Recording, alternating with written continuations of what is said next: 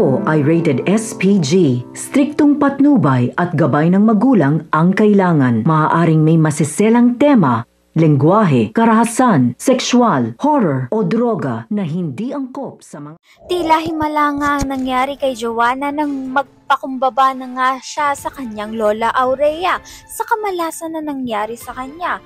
Kaya naman nga itong si Lola Aurea ay tinanggap pa rin ng kanyang apo dahil nga ay nagpakabait na nga raw ito at sincere naman ang kanyang apo. Pati na nga rin itong si Ina ay tanggol na nga itong si Joanna at nakipagbati na nga silang dalawa. Kaya naman nga natutuwa pa rin nga itong si Joanna dahil sa kahit nga anong ginawa niyang masama nga dito kay Ina ay tinanggap pa nga rin siya at pinatawad pa rin nga siya ni Ina.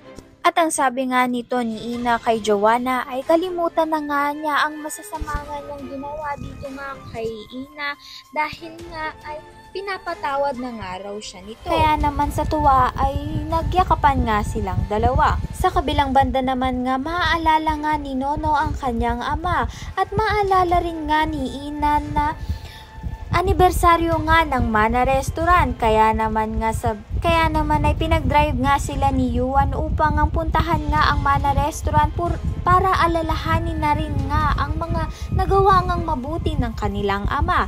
Nang nasa sasakyan nga silang lahat at ito ngang si Yuan ay nakita nga niya ang kanyang ama. Kaya naman nga bumaba nga ito sa sasakyan, ngunit mabubundol nga siya ng sasakyan.